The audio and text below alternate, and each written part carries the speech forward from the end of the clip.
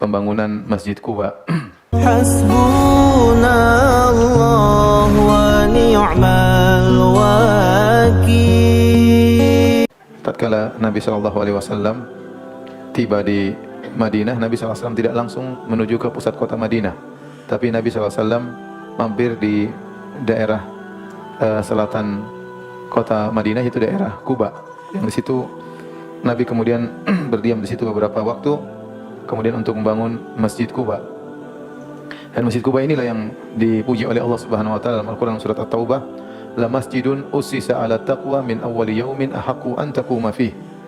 Sungguh Masjid Quba itu adalah masjid yang pertama kali dibangun di atas ketakwaan di hari pertama, min awwali yaumin, di hari yang pertama, ya. Oleh karenanya begitu mulianya Masjid Quba sampai Nabi SAW setiap hari Sabtu beliau pergi ke Masjid Quba, ya. Kana ya'ti Masjid Quba kulla sabtin masyian aw raqiban. Nabi SAW setiap hari Sabtu beliau pergi ke Masjid Quba, terkadang naik kendaraan, naik tunggangan, dan terkadang beliau berjalan kaki. Oleh karena kata para ulama, dua-duanya sunnah. Kalau kita di Madinah, kita pergi ke Masjid Quba naik kendaraan atau jalan kaki, ya. Kalau jalan kaki dari Masjid Nabawi ke Masjid Quba kira-kira 40 menit, ya. Disebutkan karena Nabi SAW hari Sabtu beliau ke sana sengaja hari Sabtu untuk mengecek para sahabat yang mereka di sana. Nabi ingin nyambung tali ukhuwah. Nabi ke sana ngecek bagaimana kondisi mereka. Dan jelas Masjid Quba ini punya kenangan di hati Nabi SAW karena dia masjid yang pertama dalam sejarah Islam. Masjid yang pertama dalam sejarah Islam itu Masjid Quba. Dibangun sebelum Masjid Nabawi, ya. Dan Nabi SAW mengabarkan tentang keutamaan Masjid Quba. Kata Nabi SAW, man tatahhara fi baitihi thumma ata Quba'a fa shalla fihi salatan kana ka'adli al-umrah. Kata Nabi SAW, barang siapa yang bersuci di rumahnya kemudian dia pergi ke Masjid Quba dan solat di sana suatu solat, ya, maka seperti pahala umrah. Para ulama menjelaskan solat sini solat apapun. Kalau ke Masjid Quba mau solat sunnah, mau solat wajib, ya, selama solat itu disyariatkan, maka seorang kalau solat di sana, dia bersuci di rumahnya kemudian sampai sana dia solat, maka dia mendapatkan pahala umrah. Dan ini ganjaran yang sangat agung. Al-Hakim dalam Al-Mustadrak meriwayatkan, ya, dengan sanad yang sahih dari Sa'ad bin Abi Waqqas radhiyallahu anhu. Beliau berkata, Sa'ad bin Abi Waqqas radhiyallahu anhu, sungguh aku salat di Masjid Quba 2 rakaat saja lebih aku sukai daripada aku mendatangi Masjidil Aqsa 2 kali. Seandainya mereka mengetahui tentang keutamaan Masjid Quba, mereka akan bersafar menuju ke Masjid Quba. Setelah Nabi selesai bangun masjid, kemudian Nabi SAW naik di atas tunggangannya, kemudian Abu Bakar dibonceng oleh Nabi SAW. Kemudian Nabi SAW berjalan meninggalkan daerah Quba menuju kota Madinah. Waktu Nabi SAW berjalan bersama Abu Bakar, maka datang sekelompok dari Banu Najjar, yaitu kaum Ansar, yang mereka datang mengelilingi Nabi SAW sambil menghunuskan pedang mereka, ya. Mereka pun mengiringi Nabi SAW dalam perjalanannya. Kemudian di tengah perjalanan, waktu itu Nabi SAW meninggalkan Quba hari Jumat. Di tengah perjalanan Nabi mendapati waktu duha, ya, atau waktu Jumat di sebuah tempat lembah yang disebut dengan Wadi Ronuna. Kemudian Nabi SAW pun sholat Jumat di situ bersama sekitar 100 orang para sahabat. Dan beliau masih menghadap Baitul Maqdis karena selama Nabi di Madinah, awal datang ke kota Madinah, kiblat belum ke Ka'bah, masih di Baitul Maqdis. Yang sekarang tempat tersebut dibangun masjid namanya Masjid Al-Jum'ah. Lokasi dari Quba menuju Masjid Al-Jum'ah sekitar 900 meter.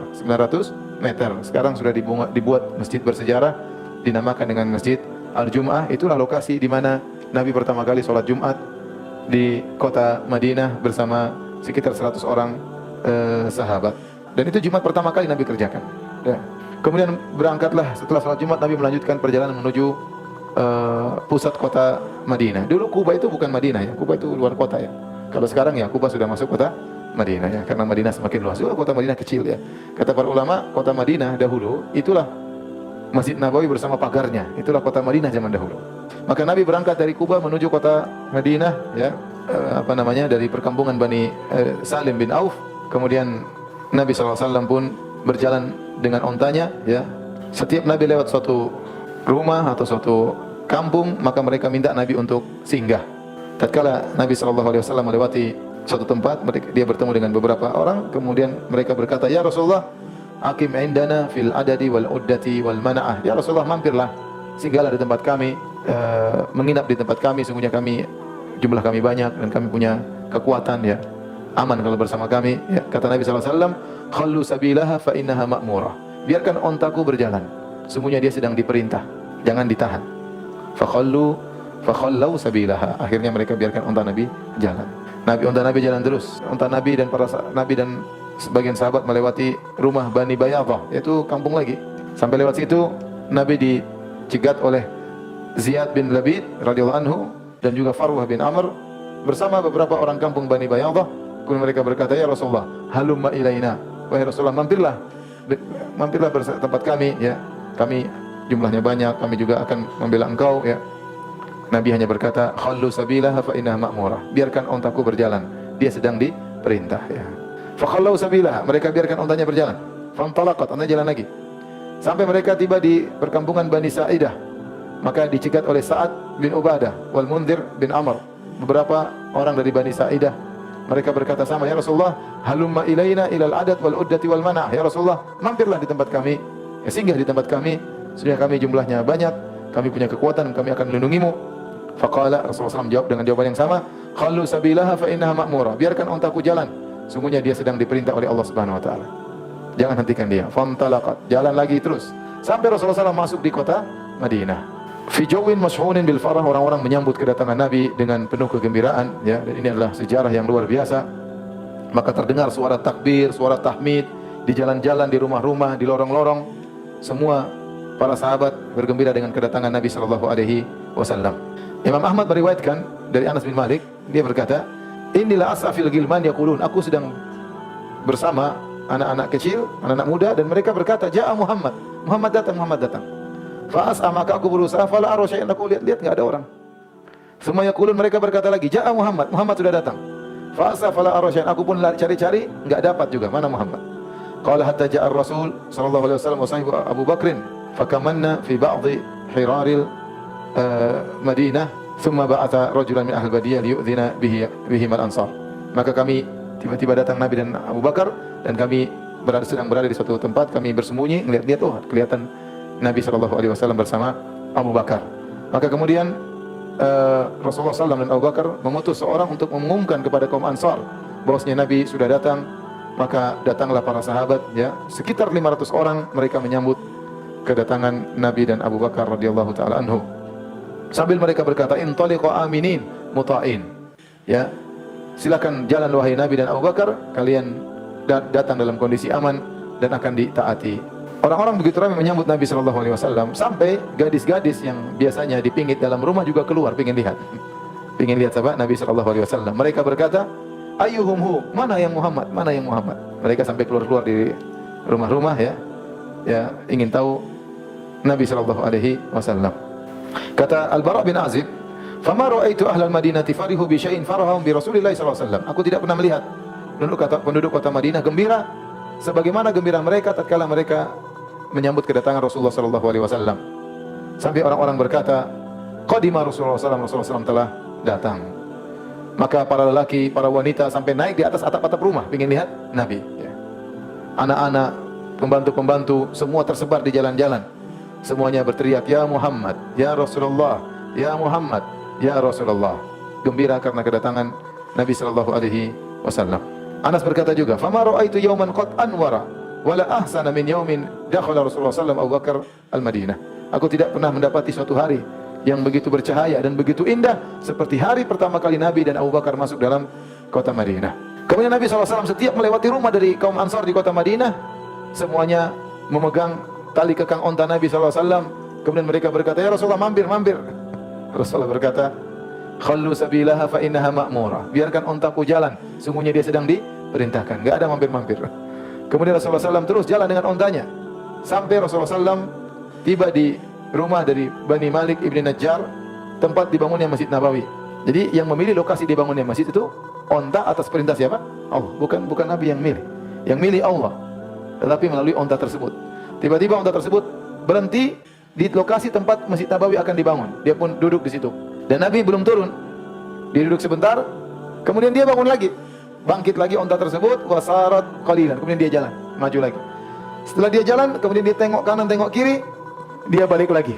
Kemudian geram lagi di tempat yang tadi. Maka Disitulah tempat dibangun Masjid Nabawi. Tatkala dia sudah di situ, ya, dan itu lokasi tempat mirbat litamar, yaitu tempat pengeringan korma. Ternyata tempat tersebut adalah milik dua anak yatim dari Bani Malik bin Najjar, dan mereka sedang dirawat atau dipelihara oleh As'ad bin Zurarah. Tatkala unta tersebut sudah menderam, kemudian kepalanya dia tundukkan, berarti selesai, dia nggak akan bangun lagi. Ya. Maka Nabi pun turun dari ontanya, ya. Persis di depannya ada rumahnya Abu Ayyub Al-Ansari radhiyallahu anhu. Maka Nabi berkata, "Hadza insya'allahul manzil." Insyaallah disinilah tempat untuk tinggal. Kemudian Nabi SAW berkata dalam sebagian riwayat, "Anzilu ala Bani Najjar akhwali Abdul Muttalib ukrimuhum bidzalik." Rupanya Nabi di tempat bangun Masjid Nabawi itu di kampungnya Bani Najjar. Bani Najjar ini siapa? Bani Najjar ini adalah keluarga ibunya Abdul Muttalib. Maka Nabi berkata, "Anzil ala Bani Najjar." Aku tinggal di kampung Bani Najjar, akhwali Abdul Muttalib, keluarga kakekku Abdul Muttalib, ukrimuhum bidzalik. Aku ingin muliakan mereka dengan tinggal di tempat mereka. Jadi Nabi ingin nyambung silaturahmi. Kemudian setelah Nabi tiba di situ, Nabi berkata, "Ayu buyuti ahlina aqrab." Mana rumah yang paling dekat di sini? Maka Abu Ayyub Al-Ansari radhiyallahu anhu langsung menimpali. Dia berkata, "Ya Nabiullah, hadhihi dari." Wahai Nabiullah, wahai Rasulullah, inilah rumahku. Wa hadza babi, dan inilah pintuku, dekat dengan tempat onta menderam. Ya. Faqala lahu sallallahu alaihi wasallam, "Fantalik fahayyi lana makhilan." Ayo pergi, siapkan tempat kami untuk menginap. Abu Ayyub pintar. Ya. Waktu dia pergi, dia ambil pelananya Nabi dari onta, dia bawa ke rumahnya biar Nabi enggak pergi. Ya. Fahtamala Abu Ayyub rahlan Nabi sallallahu alaihi wasallam. Maka Nabi belum masuk, dia duluan. Dia mendahului Nabi, dia ambil pelananya, dia bawa masuk ke rumahnya. Waktu Nabi menuju ke rumah Abu Ayyub, datang seseorang mencegat Nabi dan berkata, "Ya Rasulullah, aina tahil?" "Ya Rasulullah, mau kemana?" "Sama saya aja, di rumah saya aja." Kata Nabi, "Al-mar'u ma'a rahlihi." Seorang ikut pelananya di mana? Pelananya sudah di situ, mau dimain. Masa saya di sana, pelananya di sana. Akhirnya As'ad bin Zurarah mengambil onta Nabi, kemudian disimpan oleh As'ad bin Zurarah. Abu Bakar nginap di seorang sahabat namanya Kharijah bin Zaid, yang nanti punya anak namanya Ummu Kulthum, saudarinya Aisyah radhiyallahu taala anha. Ya. Hijrahnya Nabi SAW itu di bulan Rabiul Awal. Dan ini adalah kejadian yang sangat berharga dalam Islam, kejadian yang sangat penting dalam Islam. Oleh karenanya, para sahabat menjadikan hijrahnya Nabi sebagai tahun penanggalan. Al-Imam Al-Bukhari meriwayatkan dalam sahihnya, kata Sahal bin Sa'ad, dia berkata, "Ma'addu min mab'atsin Nabi sallallahu alaihi wasallam wala min wafatihi, ma'addu illa min maqdamihi al-Madinata." Mereka tidak menjadikan hari tahun penanggalan Islam menjadi patokan dari hari lahirnya Nabi, bukan juga dari hari wafatnya Nabi, tapi dari hari hijrahnya Nabi sallallahu alaihi wasallam. Demikian juga, ya, dalam riwayat, ya, Umar bin Khattab radhiyallahu anhu mengumpulkan para sahabat untuk menentukan tanggalan. Al-Hafidz Ibnu Katsir meriwayatkan dalam Al-Bidayah wa Nihayah, pada tahun sekitar 16 Hijriah atau 17 Hijriah atau 18 Hijriah, di zaman kekhalifahan Umar bin Khattab radhiyallahu taala anhu, terjadi suatu kejadian, yaitu ada seorang mengeluh kepada Nabi sallallahu alaihi wasallam, mengeluhkan sambil membawa sok semacam bukti, ya, surat bukti, ya. Ada orang yang harusnya bayar utang belum bayar-bayar, padahal sudah tertulis dalam surat tersebut dia harus bayar bulan Sya'ban. Jatuh tempo di bulan Sya'ban dan sekarang sudah lewat, tapi dia belum bayar-bayar. Maka dia mengadu kepada Umar bin Khattab radhiyallahu taala anhu. Maka Umar bertanya, ini dalam surat perjanjian ini, Sya'ban yang mana dia harus bayar? Apakah Sya'ban bulan ini, tahun ini, ataukah Sya'ban tahun yang lalu, atau Sya'ban tahun depan? Nggak ada tahunnya, cuma ada bulan apa? Sya'ban. Gara-gara kasus ini, maka Umar mengumpulkan para sahabat. Kita harus bikin tahun, kalau nggak nanti bingung, ya. Maka Umar pun berdiskusi. Sebagian mereka berkata, sudahlah kita mengikuti tahunnya orang-orang Romawi. Umar bilang enggak. Sebagian lagi, bagaimana kalau kita ikuti tahunnya orang-orang Persia? Umar juga tidak setuju. Sebagian sahabat lagi memberi ide, bagaimana kalau kita memulai tanggalan dengan tahun lahirnya Nabi SAW di tahun pertama? Sebagian lagi mengatakan, bagaimana kalau kita menjadikan tahun pertama Islam adalah tahun di mana Nabi diangkat menjadi seorang Rasul? Sebagian lagi berkata, bagaimana kalau kita menjadikan tahun pertama Islam adalah tahun hijrahnya Nabi sallallahu alaihi wasallam. Sebagian lagi mengatakan tidak, kita tentukan tahun pertama Islam, tahun wafatnya Nabi sallallahu alaihi wasallam. Akhirnya setelah mereka berdiskusi, Umar mengatakan kita menjadikan tahun pertama tahun hijrahnya Nabi sallallahu alaihi wasallam. Al-Hafidz Ibnu Hajar rahimahullah taala waktu mengomentari kisah ini, ya, beliau berkata, apa hikmahnya kenapa tidak dijadikan tahun lahirnya Nabi sebagai tahun pertama Islam, atau tahun wafatnya Nabi sebagai tahun wafatnya Islam, ya? Ibnu Hajar berkata, karena lahirnya Nabi tahun keberapa dan diangkatnya Nabi menjadi seorang Nabi, itu selalu ada khilaf, tidak jelas. Kapan lahirnya Nabi ada khilaf di kalangan para ulama. Kapan Nabi diangkat menjadi seorang Rasul juga khilaf di kalangan para ulama. Kemudian juga adapun wafat, Nabi wafat semua orang sepakat, tidak ada yang khilaf, Nabi wafat pada tahun 11 Hijriah. Tetapi kalau dijadikan tahun wafatnya Nabi sebagai hari tanggalan Islam, maka ini akan menimbulkan orang-orang akan terus bersedih. Akhirnya yang tertinggal cuma tahun hijrah. Tahun hijrah. Oleh karenanya Umar dengan ilham dari Allah Subhanahu wa taala dan disepakati oleh para sahabat menjadikan hijrahnya Nabi sebagai tahun pertama Islam. Baik, kita lanjutkan. Maka Nabi akhirnya tinggal di rumahnya Abu Ayyub Al-Ansari radhiyallahu taala anhu. Dan Abu Ayyub tentunya sangat gembira dengan datangnya Nabi sallallahu alaihi wasallam tinggal di rumahnya Abu Ayyub. Rupanya rumahnya Abu Ayyub ini 2 lantai. Lantai pertama, lantai kedua. Nah, Nabi sallallahu alaihi wasallam tinggal di bawah, Abu Ayyub di atas sama istrinya. Kemudian lama-kelamaan mereka merasa tidak enak. Jadi Nabi tinggal di sini sebulan. Mungkin hari pertama, oke, hari kedua, tapi hari berikutnya mereka merasa nggak enak. Masa kita tiap hari lewat di atas kepala Nabi sallallahu alaihi wasallam? Mereka merasa nggak enak. Masa kita berjalan di atas kepala Nabi sallallahu alaihi wasallam? Akhirnya mereka pun malam itu tidak bisa tidur, renungkan gimana ini kita masa di atas kepala Nabi. Akhirnya mereka pun tatkala pagi hari mereka sampaikan kepada Nabi. Kata mereka, "Ya Nabi Allah," kata Abu Ayyub, "wahai Rasulullah, sungguh saya merasa benci dan saya merasa berat kalau saya harus berada di atasmu. Ya Rasulullah, bagaimana kalau mulai hari ini Anda di atas, kami yang di bawah?" Nabi mengatakan sallallahu alaihi wasallam, "Ya Abu Ayyub, as-suflu arfaqu bina wa biman yakshahna." Ya Abu Ayyub, di bawah lebih enak. Akhirnya Abu Ayyub, udahlah, akhirnya Nabi tetap di bawah. Kata Abu Ayyub, "Wa kunna fawqahu fil maskan." Kami terus tinggal di atas. Sampai suatu hari ada bejana tempat air milik kami pecah. Maka airnya pun tumpah. Nah, mereka takut air tersebut netes dari atas kena Nabi sallallahu alaihi wasallam. Maka kata Abu Ayyub, "Faqumtu ana wa ummu Ayyub bi qatifatin lana. Ma lana li hafun ghairuha." Kami pun mengambil selimut milik kami dan kami tidak punya selimut kecuali itu saja.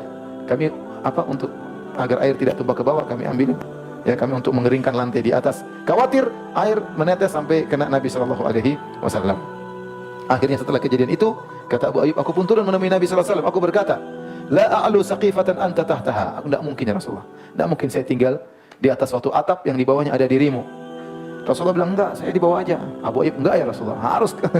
Terus Abu Ayyub terus ngerayu Nabi sallallahu alaihi wasallam dan terus minta, "Ya Rasulullah, kamu di atas saja." Akhirnya Rasulullah SAW pun mengalah, ya, menghormati sahibul bait. Akhirnya Rasulullah SAW naik di atas dan Abu Ayyub pun di bawah. Kata Abu Ayyub, "Wa kunna nasna'u lin Nabi sallallahu alaihi wasallam al-asya." Kami masakan Nabi makan malam. Thumma nab'ath bihi ilaihi. Terus kami kirim makanan tersebut kepada Nabi sallallahu alaihi wasallam. Fa idza radda alaina fadlahu tayammamtu ana wa ummu Ayyub mawdi asabihi. Nabi dikasih kirim banyak, nanti Nabi mungkin ambil separuh. Mungkin misalnya adonan Nabi ambil separuh, diambil dengan tangannya, sisanya dia turunkan untuk makannya Abu Ayyub sama Ummu Ayyub. Jadi Abu Ayyub hidangkan banyak, ya. Nabi ambil secukupnya, Nabi potong dengan tangannya. Begitu Nabi turunkan sisanya, maka kata Abu Ayyub dan Ummu Ayyub, kami pun mencari sisa bekas tangan Nabi, berkah. Kami pun cari, kami makan itu sisa bekas potongan tangan Nabi sallallahu alaihi wasallam karena sudah disentuh oleh Rasulullah sallallahu alaihi wasallam. Fa akalna minhu, kami makan dari sisa sentuhan tangan Nabi sallallahu alaihi wasallam.